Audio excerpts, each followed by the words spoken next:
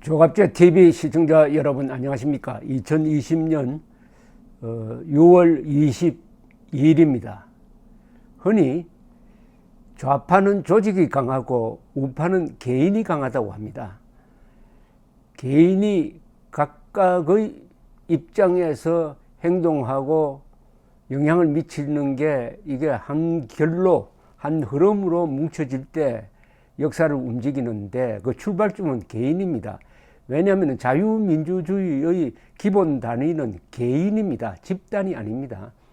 우리 헌법도 개인의 자유를 신성시합니다. 요사이 문재인 정권이 법치를 부정하고 있습니다. 여기에 대해서 관계되는 여러 사람들이 성명서도 내고 행동도 하고 글도 쓰고 해야 되는데 꼭 발언을 해야 될 사람들이 안 하는 게 있습니다. 그것은 검사 판사입니다. 검사 판사는 공무원이니까 여러 가지 행동의 자유가 있지만은 그러나 검사 판사가 법치가 무너지는 것을 구경만 하면은 누가 지켜줍니까?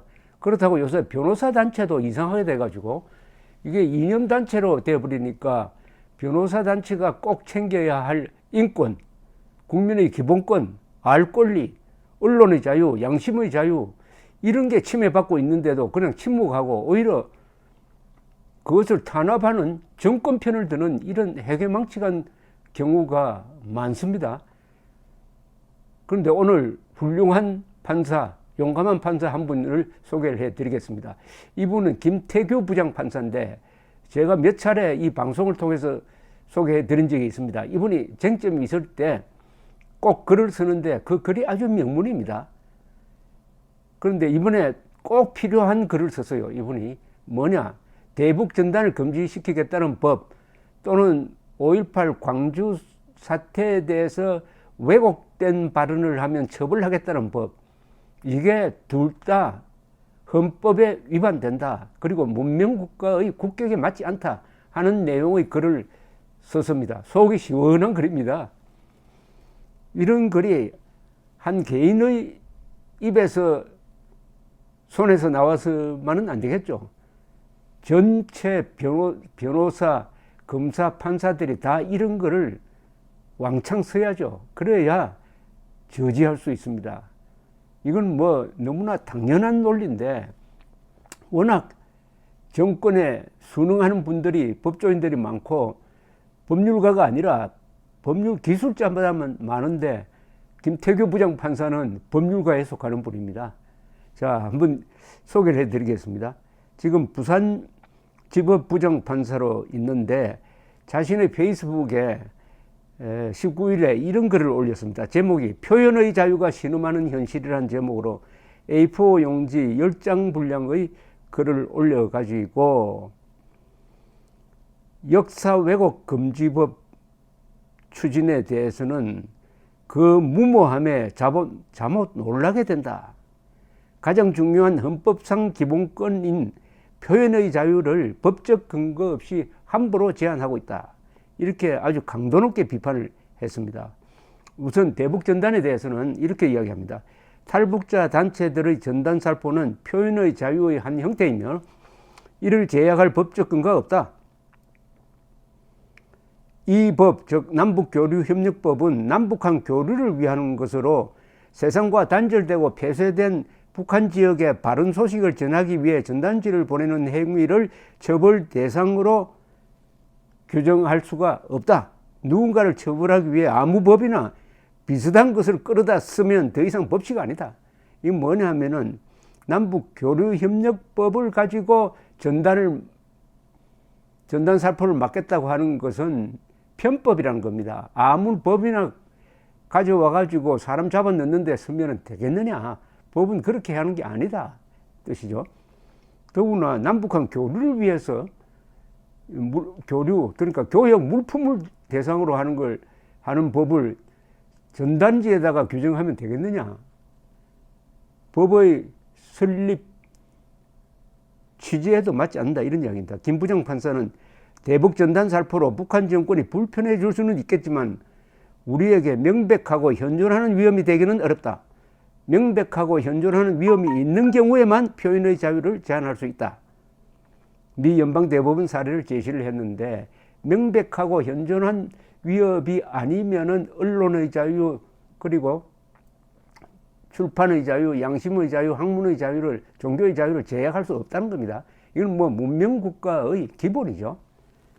그런데 대북 전단 보내는 게 뭐 명백한 자유, 명백한 위험, 명백하고 현존하는 위험을 우리한테 주지는 않잖아요. 김정은에게는 그게 위협이 될 수 있지만은 한국인에게 뭐가 위협이 됩니까?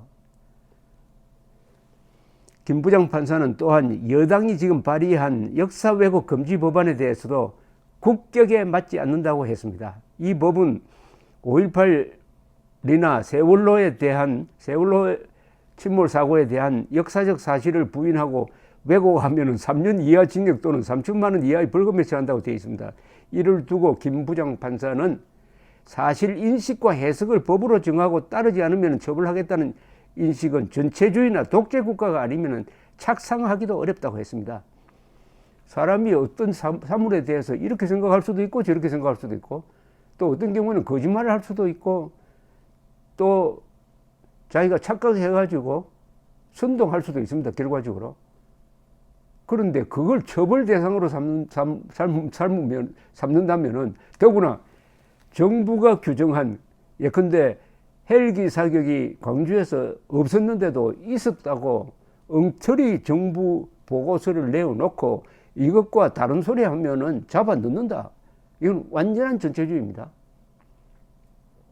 이런 입법을 하겠다는 거 아닙니까? 거기에 대해서 독재국가 아니면 착상하기 어려운 발상이라는 거죠. 역사를 바로잡을 목적이라면은 다른 사건들도 처벌해야 형식 논리라도 맞는다. 6.25를 북침이라고 하거나 천안함이 핵 잠수함과 충돌했다고 하는 사람들의 입은 얼마든지 열어두고 특정 사건에 대해서만 처벌하겠다고 하면은 그 균형 감각을 어떻게 받아들일 거냐. 김 부장 판사는 현 대법원을 주도하는 좌파 성향 판사들을 비판하는 목소리를 공개적으로 내어온 사람입니다. 2018년 11월 전국 법관대표회의가 사법행정권 남용에 연루된 법관의 탄핵을 결의하자 법적 근거 없이 권한을 남용한 전국 법관대표회의를 탄핵해야 한다는 글을 올리기도 했습니다. 제가 이 글이 속이 시원하다고 생각되는 것은 여러분 제가 이게 헌법에 위반된다고 이야기를 하더라도 현직 부장판사가 이렇게 명쾌하게 대북 전단을 금지시키는 것과 광주 사태에 대해서 정부 입장과 다른 이야기를 하는 사람을 감옥에 보낸다, 처벌하겠다는 이 법은, 이 두 법은 단순한 독재 국가에서만 이루어지는 게 아니고 전체주의 국가에서 이루어집니다. 전체주의와 독재 국가를 가르는 기준이 하나 있습니다. 독재 국가는 개인의 사생활, 학문의 자유, 종교의 자유는 손대지 않습니다. 공적인 분야에서만 손을 대지 사적인 분야, 그러니까 자기의 양심 이런 데 대해서는 손을 안 대요. 그런데 전체주의로 가면 어떻게 되냐면 사상의 자유, 학문의 자유, 개인의 사적인 자유, 종교의 자유 이런 것을 손을 대는데 가장 중요한 게 생각의 자유죠. 양심의 자유죠. 그러니까 광주 사태, 5.18 광주에 대해서 광주 사태라는 사람도 있고 광주 폭동이라는 사람도 있고 광주 억울하는 사람도 있고 광주 민주화운동이라고 하는 사람도 다 같이 있어야 되는데 이걸 광주 폭동이라 하면 잡아넣는다. 그런데 이상하게 6.25가 남침인 것은 명백한 사실인데도 6.25 북침이다. 아니고 6.25가 내전이다. 하는 사람들까지 똑같이 단속을 한다면 나름대로 균형은 있어요. 나름대로. 그리고 천안함 폭침을 북한이 저지른 게 아니다. 그럼 그 사람도 잡아넣는다. 이렇게 하면은 나름대로의 균형은 맞춰지는데 대한민국을 지키기 위한 어떤 처벌 규정은 안 만들고 어떤 세력의 주장을 보호하기 위한 그 주장도 사실이 아닌 주장, 헬기 사격이 없었는데도 헬기 사격이 있었다고 주장하는 데 대해서 반론을 펴면은 감옥에 보내겠다. 끔찍한 일입니다. 끔찍한 일. 그러면은 대한민국이 1948년 8월 15일에 건국된 적이 없다는 문재인 정권에 대해서 아니다. 1948년 8월 15일 대한민국이 건국됐다고 하면 감옥 갑니까? 대한민국은 건국된 적이 없다고 하면은 감옥에 안 가고, 대한민국이 건국되었다. 48년 8월 15일이 우리의 생일이다라고 생각하면 감옥에 간다? 지금 이런 법까지 만들 요량 아닙니까? 앞으로 이게 광주에서 시작돼가지고 확대해가지고. 그리고 지금 문재인 정권을 종북 좌익 세력이라고 비판하면 감옥에 간다?